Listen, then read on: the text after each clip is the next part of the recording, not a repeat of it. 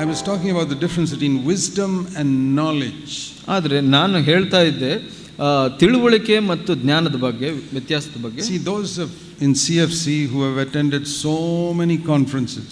ನಮ್ಮ CFCನಲ್ಲಿ ಬಹಳಷ್ಟು ಕೂಟಗಳನ್ನು, ಕಾನ್ಫರೆನ್ಸ್ಗಳನ್ನು attend ಮಾಡಿದವರಿದ್ದಾರೆ. I think we have more Bible knowledge than anybody in India. ಈ ಭಾರತ ದೇಶದಲ್ಲಿ ಹೋಲಿಸಿ ನೋಡಿದ್ರೆ ಎಲ್ಲರಿಗಿಂತ ಹೆಚ್ಚಾಗಿ ಬೈಬಲ್ ತಿಳುವಳಿಕೆ ಇದೆ ಅಂತ ಹೇಳಬಹುದು. Even our young teenage boys and girls know more Bible than many preachers. ನಮ್ಮ ಚಿಕ್ಕ ಯೌವನಸ್ಥರು ಕೂಡ ಬೈಬಲ್ ತಿಳುವಳಿಕೆ ಹೆಚ್ಚಾಗಿದೆ ಅಂತ ಹೇಳಬಹುದು ನಾವು. But do you think we all have so much wisdom? ಆದರೆ ನೀವು ಅನ್ಕೊಂತೀರಾ ನಮಗೆ ಹೆಚ್ಚು ಜ್ಞಾನ ಇದೆ ಅಂತ? No, ಇಲ್ಲ. There is as much fighting and quarreling in our homes as in other godless homes. ನಮ್ಮ ಕುಟುಂಬಗಳಲ್ಲಿ ಕೂಡ ಬೇರೆ ಅನ್ಯರ ಕುಟುಂಬಗಳಲ್ಲಿ ಎಷ್ಟು ಜಗಳ ಹೋರಾಟಗಳಿದೆಯೋ ಅಷ್ಟೇ ಇದೆ. Which shows me we have no wisdom. ಇದು ಏನು ತೋರಿಸುತ್ತೆ ಅಂದರೆ ನಮಗೆ ಜ್ಞಾನ ಇಲ್ಲ ಅನ್ನೋದು. So you need to understand clearly, knowledge will not make you spiritual. ಇದರಿಂದ ಏನು ನಾವು ಚೆನ್ನಾಗಿ ತಿಳ್ಕೊಳ್ಬೇಕು ಅಂದರೆ ಒಂದು ತಿಳುವಳಿಕೆ ನಮ್ಮನ್ನು ಜ್ಞಾನಿಗಳಾಗಿ ಮಾಡೋದಿಲ್ಲ. If you want to live properly on this earth, what you need is the wisdom of God. ನಾವು ಈ ಭೂಲೋಕದಲ್ಲಿ, ಇಹಲೋಕದಲ್ಲಿ ಸರಿಯಾಗಿ ಜೀವಿಸಬೇಕು ಅಂದರೆ ದೇವರ ಜ್ಞಾನದ ಅವಶ್ಯಕತೆ ಇದೆ. And the greatest example of wisdom is Jesus Christ. ಒಂದು ಈ ಜ್ಞಾನಕ್ಕೆ ಒಳ್ಳೆಯ ಉದಾಹರಣೆ ಅಂದರೆ ಯೇಸು ಕ್ರಿಸ್ತನು ಮಾತ್ರ. In fact, in Proverbs chapter 8, his name is called wisdom. ಇಲ್ಲಿ ಜ್ಞಾನೋಕ್ತಿ 8ನೇ ಅಧ್ಯಾಯದಲ್ಲಿ ಹೇಳುತ್ತೆ ಆತನ ಹೆಸರೇ ಜ್ಞಾನ ಅಂತ ಹೇಳಿ. And the greatest example of knowledge without wisdom is the devil. ನಮಗೆ ಉದಾಹರಣೆ, ಒಳ್ಳೆಯ ಉದಾಹರಣೆ, ಹೆಚ್ಚಿನ ಉದಾಹರಣೆ ಒಂದು ತಿಳುವಳಿಕೆ ಇದ್ದು ಜ್ಞಾನ ಇಲ್ಲದೆ ಇರೋದಕ್ಕೆ ಅಂದರೆ ಸೈತಾನನು. So much knowledge, ಬಹಳಷ್ಟು ತಿಳುವಳಿಕೆ. Do you know that the devil knows the Bible better than all of us? ನಿಮಗೆ ಗೊತ್ತಿದೆಯಾ ನಮ್ಮ ಎಲ್ಲರಿಗಿಂತ ಹೆಚ್ಚಾಗಿ ಬೈಬಲ್ ಜ್ಞಾನ, ಬೈಬಲ್ ತಿಳುವಳಿಕೆ ಸೈತಾನನಿಗಿದೆ ಅಂತ? See one example in Matthew 4. ಮತ್ತಾಯ 4ರಲ್ಲಿ ಒಂದು ಉದಾಹರಣೆಯನ್ನು ನೋಡೋಣ. The devil is tempting Jesus Christ here. ಇಲ್ಲಿ ಯೇಸು ಕ್ರಿಸ್ತನನ್ನು ಸೈತಾನನು ಶೋಧಿಸಿದನು. He tempts him first saying in verse 3, if you are the son of God, turn these stones into bread. ಇಲ್ಲಿ 3ನೇ ವಚನದಲ್ಲಿ ನಾವು ನೋಡ್ತೇವೆ, ನೀನು ದೇವರ ಮಗನಾಗಿದ್ದರೆ ಈ ಕಲ್ಲುಗಳನ್ನು ರೊಟ್ಟಿಯಾಗಿ ಆಗುವಂತೆ ಅಪ್ಪಣೆ ಮಾಡು ಅಂತ.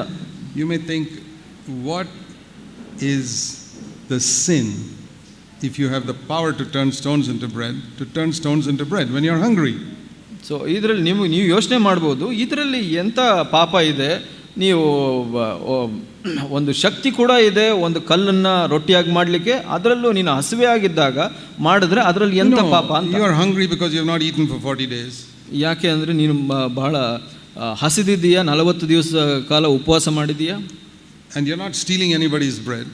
ಅಲ್ಲಿ ನೀನು ಯಾರಿಂದ ರೊಟ್ಟಿಯನ್ನು ಕಳ್ತನ ಮಾಡ್ತಾ ಇಲ್ಲ. Jesus had the power to turn stones into bread.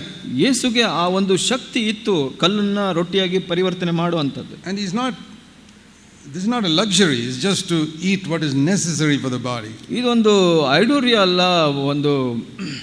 ಇದು ಒಂದು ಅವಶ್ಯಕತೆ ಆಗಿತ್ತು ಅದು. But Satan has a great understanding of what is God's ways. He knows it in his theory. ಸೈತಾನಿಗೆ ದೇವರ ಮಾರ್ಗಗಳ ಬಗ್ಗೆ ಒಂದು ತಿಳುವಳಿಕೆ ಇತ್ತು. He knows that God wanted man to live in dependence upon him for everything. ಆತನಿಗೆ ಗೊತ್ತಿತ್ತು ಒಬ್ಬ ಮನುಷ್ಯನು ದೇವರನ್ನು ಆತ್ಕೊಂಡು ಪ್ರತಿಯೊಂದರಲ್ಲೂ ಜೀವಿಸಬೇಕು ಅಂತ. Even if God gives you a power, you should not use it without his permission. ನಿಮಗೆ ದೇವರು ಒಂದು ಶಕ್ತಿ ಕೊಟ್ಟರು ದೇವರ ಅನುಮತಿ ಇಲ್ಲದೆ ಅದನ್ನು ಉಪಯೋಗಿಸಬಾರದು ಅಂತ. That's what many Christians don't understand. ಅದನ್ನ ಬಹಳಷ್ಟು ವಿಶ್ವಾಸಿಗಳು ಗೊತ್ತಿಲ್ಲ. But Jesus understood it. ಆದರೆ ಯೇಸುಗೆ ಗೊತ್ತಿತ್ತು. Anything God gives me, I can use only if he permits me to do it. ಯಾವುದೇ ದೇವರು ಕೊಟ್ಟಿದ್ರು ಅದು ದೇವರ ಅನುಮತಿ ಇಲ್ಲದೆ ನಾನು ಉಪಯೋಗಿಸಬಾರದು ಅಂತ ಯೇಸುಗೆ ಗೊತ್ತಿತ್ತು. So I cannot turn stones into bread without God's permission. ಆತ ಹೇಳಿದನು, ಹೌದು, ನಾನು ದೇವರ ಅನುಮತಿ ಇಲ್ಲದೆ ನಾನು ಕಲ್ಲನ್ನು ರೊಟ್ಟಿಯಾಗಿ ಮಾಡಬಾರ್ದು ಅಂತ. The devil knew if I can make Jesus do that which looks so ordinary, he will sin. ಸೈತಾನನಿಗೆ ಗೊತ್ತಿತ್ತು, ನಾನು ಇದನ್ನ ಬಹಳ ಚಿಕ್ಕದಾಗಿ ಕಾಣಿಸುತ್ತೆ, ಆದರೆ ಆ ಥರ ಮಾಡಲಿಕ್ಕೆ ಯೇಸುಗೆ ಅನುಮತಿಸಿದ್ರೆ ಅವನು ತಪ್ಪು ಮಾಡಿದಾಗ ಆಗುತ್ತೆ ಅಂತ. Jesus quoted a scripture, verse 4. ಅದು 4ನೇ ವಚನದಲ್ಲಿ ನೋಡ್ತೀವಿ, ಯೇಸು ಒಂದು ವಚನವನ್ನು ತಿಳಿಸ್ತಾರೆ. He said, no, in scripture it says you can't live by bread alone, you need the word of God. ಅವ್ರು ಹೇಳಿದರು, ನಾವು ರೊಟ್ಟಿಯಿಂದ ಮಾತ್ರ ಜೀವಿಸೋದಿಲ್ಲ, ದೇವರ ವಾಕ್ಯದಿಂದ ಜೀವಿಸಬೇಕು ಅಂತ. What is he saying? Bread is not the most important thing for a man. ಅಲ್ಲಿ ಯೇಸು ಏನು ಹೇಳ್ತಾ ಇದ್ರು ಅಂದರೆ, ರೊಟ್ಟಿಯೇ ಒಬ್ಬ ಮನುಷ್ಯನಿಗೆ ಮುಖ್ಯವಾದದ್ದಲ್ಲ. The most important thing for man is to listen to God and do what he says. ಮುಖ್ಯವಾದದ್ದು ಒಬ್ಬ ಮನುಷ್ಯಗೆ ಯಾವುದು ಅಂದರೆ, ದೇವರ ವಾಕ್ಯವನ್ನು ಕೇಳಿ ಅದಕ್ಕೆ ವಿಧೇಯನಾಗೋದು. And God has not told me to turn the stones into bread. ದೇವರು ನನಗೆ ರೊಟ್ಟಿಯನ್ನು ಕಲ್ಲನ್ನು ರೊಟ್ಟಿಯಾಗಿ ಮಾಡಲಿಕ್ಕೆ ಹೇಳಿಲ್ಲ. So I'm not going to do it. ಅದರಿಂದ ನಾನು ಮಾಡೋದಿಲ್ಲ ಅದನ್ನು. So as soon as the devil heard, oh, he's going to quote scripture. ಆ ಸೈತಾನ ಕೇಳಿದ ತಕ್ಷಣ, ಓ ಈತನ ದೇವರ ವಾಕ್ಯನ ಹೇಳಿಕ್ಕೆ ಬರ್ತಾ ಇದ್ದಾನೆ ಅಂತ, immediately the devil quotes the scripture. ತಕ್ಷಣನೇ ಸೈತಾನ ಏನು ಮಾಡ್ತಾನೆ, ಆತನು ದೇವರ ವಾಕ್ಯವನ್ನು ಹೇಳ್ತಾನೆ. He said, why don't you jump from the roof of the temple? ಇಲ್ಲಿ ಈ ಒಂದು ದೇವಾಲಯದ ಮೇಲಿಂದ ಯಾಕೆ ಬೀಳಬಾರದು ನೀನು? Because it is written in scripture, verse 6, that he will give his angels charge over you, to not that you don't get hurt. ನೀನು ಇದು ಶಿಖರದ ಮೇಲಿಂದ ಬಿದ್ದರೆ, ಇಲ್ಲಿ 6ನೇ ವಚನದಲ್ಲಿ ಹೇಳುತ್ತೆ, ನಿನ್ನ ಕಾಲಿಗೆ ಕಲ್ಲು ತೆಗೆದಿತ್ತೆ ಎಂದು ಕೈಗಳಲ್ಲಿ ಎತ್ತುಕೊಳ್ಳುವನು ಅಂತ. You know, there are maybe 20,000 verses in the Old Testament. ಅಲ್ಲಿ ಒಂದು 20,000 ವಾಕ್ಯಗಳಿರ್ಬೋದು ಹಳೆ ಒಡಂಬಡಿಕೆಯಲ್ಲಿ. How did the devil know exactly the right verse to take out from there to tempt the devil, to tempt Jesus? ಹೇಗೆ ಸೈತಾನನಿಗೆ ಗೊತ್ತಾಯಿತು ನಿರ್ದಿಷ್ಟವಾದ ಒಂದು ವಾಕ್ಯವನ್ನು ತೆಗೆದು ಯೇಸುಗೆ ಹೇಳಬೇಕು ಅಂತ? Because he knows the Bible. ಯಾಕೆಂದ್ರೆ ಆತನಿಗೆ ದೇವರ ವಾಕ್ಯ ಬಹಳವಾಗಿ ಗೊತ್ತಿದೆ. That is the proof the devil knows the Bible so well. ಅದೇ ಒಂದು ಆಧಾರ, ಸೈತಾನಿಗೆ ದೇವರ ವಾಕ್ಯ ಬಹಳವಾಗಿ ಗೊತ್ತಿದೆ ಅಂತ. If you know the Bible so well, you can quote a verse, it just means you're like the devil. ನೀವು ದೇವರ ವಾಕ್ಯ ಬಹಳವಾಗಿ ಗೊತ್ತಿದೆ, ನಿಮಗೆ ವಚನಗಳು ಹೇಳಲಿಕ್ಕೆ ಗೊತ್ತಿದೆ ಅಂದರೆ ನೀವು ಸೈತಾನ್ ಅಂತ ಆಗಿರ್ಬೋದು. If you don't have wisdom, ನಿಮಗೆ ಜ್ಞಾನ ಇಲ್ಲ ಅಂದರೆ. Jesus also knew which verse to quote. ಯೇಸುಗೆ ಕೂಡ ಗೊತ್ತಿತ್ತು ಯಾವ ವಚನ ಹೇಳಬೇಕು ಅಂತ. But he had wisdom. ಆದರೆ ಆತನಿಗೆ ಜ್ಞಾನ ಇತ್ತು. So how can we convert our knowledge into wisdom? ನಮ್ಮ ಒಂದು ತಿಳುವಳಿಕೆಯನ್ನು ಜ್ಞಾನವಾಗಿ ಹೇಗೆ ಬದಲಾಯಿಸೋದು? I believe that is one of the greatest needs in our CFC churches.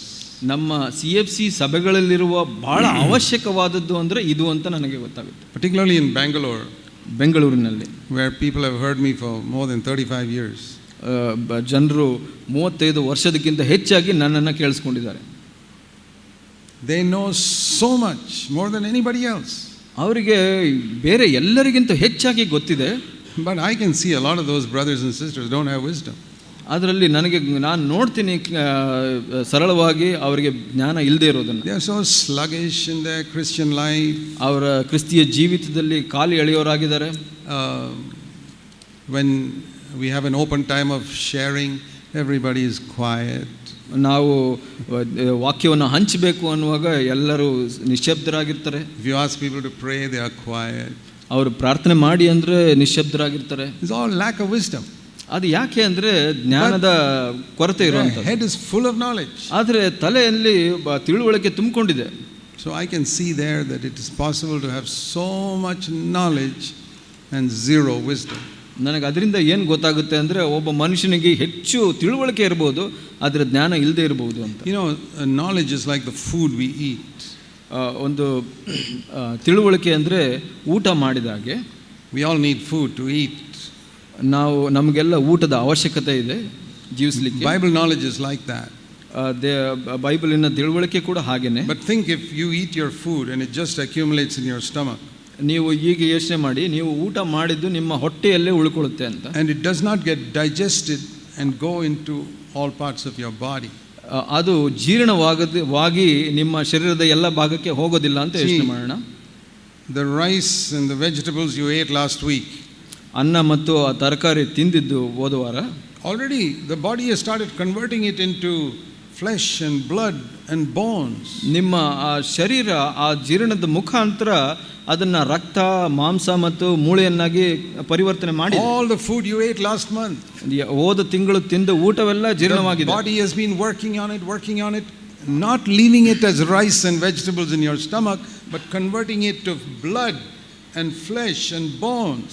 ನಿಮ್ಮ ಶರೀರ ಏನು ಮಾಡುತ್ತೆ ಅಂದರೆ ಅದರ ಮೇಲೆ ಕೆಲಸ ಮಾಡಿ ಅದನ್ನು ಜೀರ್ಣ ಮಾಡಿ ಅದನ್ನು ಬದಲಾಯಿಸಿದೆ, ಶರೀರ ಮಾಂಸ ಶಕ್ತಿಯಾಗಿ. That's how we grew up from childhood to what we are today.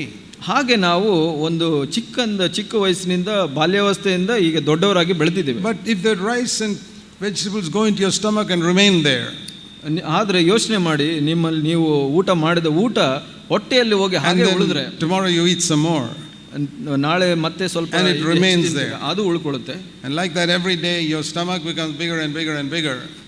ಪ್ರತಿ ದಿವಸ ನೀವು ತಿಂದಿದ್ದು ಹಾಗೆ ಉಳಿದು ಹೊಟ್ಟೆ ದೊಡ್ಡದಾಗುತ್ತೆ. What do you think will happen to you? ಏನಾಗುತ್ತೆ ಅಂತ ಯೋಚನೆ ಮಾಡ್ತೀರಾ? You'll die. ನೀವು ಸಾಯ್ತೀರಾ. Can food make you die? ಒಂದು ಆಹಾರ ನಿಮ್ಮನ್ನ ಸಾಯಿಸುತ್ತಾ? Good food, ಒಳ್ಳೆಯ ಊಟ, yes, ಹೌದು, because it's not digested. ಯಾಕಂದ್ರೆ ಅದು ಜೀರ್ಣವಾಗಿಲ್ಲ. Knowledge is like that. ಹಾಗೆ ತಿಳುವಳಿಕೆಯೂ ಕೂಡ. Knowledge can kill you spiritually. ತಿಳುವಳಿಕೆ ಅನ್ನೋದು ಆತ್ಮಿಕವಾಗಿ ನಿಮ್ಮನ್ನ ಸಾಯಿಸಿಬಿಡುತ್ತೆ. In Jesus' time, the people who knew the Bible best were the Pharisees. ಯೇಸುವಿನ ಕಾಲದಲ್ಲಿ ಬೈಬಲ್ ಅನ್ನು, ಸತ್ಯವೇದವನ್ನು ಹೆಚ್ಚಾಗಿ ತಿಳಿದವರು ಫರಿಸಾಯರು. And they were the most spiritually dead people. ಅವರು ಆತ್ಮಿಕವಾಗಿ ಹೆಚ್ಚಾಗಿ ಸತ್ತ ಮನುಷ್ಯರಾಗಿದ್ದರು. They were so dead that they thought Jesus was the prince of devils, Beelzebub. ಅವರು ಎಷ್ಟು ಸತ್ತಿದ್ದರು ಅಂದ್ರೆ ಯೇಸುವನ್ನ ನೋಡಿ ಆತನು ಬಿಲ್ಜೆಬೂಬನು ಅಂತ ಕರೆದರು. Even the Greeks and Romans knew this is the son of God. ಗ್ರೀಕರು, ರೋಮನರು ಈತನ ದೇವರ ಮಗನು ಅಂತ ಹೇಳಿದರು. But the Pharisees who studied the Bible said no, he's the devil. ಫರಿಸಾಯರು ಸತ್ಯವೇದನ ಹೆಚ್ಚಾಗಿ ಓದಿದವರು ಈತ ಸೈತಾನನ ಮಗನು ಅಂತ ಹೇಳಿದರು. How can you read the Bible so much and be so blind? ಅಷ್ಟು ಸತ್ಯವೇದನ ಓದಿ ಅಷ್ಟು ಅಂಧರಾಗಲಿಕ್ಕೆ ಹೇಗೆ ಕಾರಣ? Because they had no wisdom. ಯಾಕೆ ಅಂದರೆ ಅವರಿಗೆ ಜ್ಞಾನ ಇರಲಿಲ್ಲ. That is the greatest danger facing all brothers and sisters in CFC these days. ಇದು CFC ಸಭೆಯಲ್ಲಿರೋ ಸಹೋದರ ಸಹೋದರಿಯರು ಎದುರಿಸ್ತಾ ಇರೋ ಬಹಳವಾದ ಅಪಾಯವಾಗಿದೆ. Knowledge without wisdom. ಜ್ಞಾನವಿಲ್ಲದ ತಿಳುವಳಿಕೆ. Food that is not being digested. ಆಹಾರ ಅಜೀರ್ಣವಾಗಿರುವಂಥದ್ದು.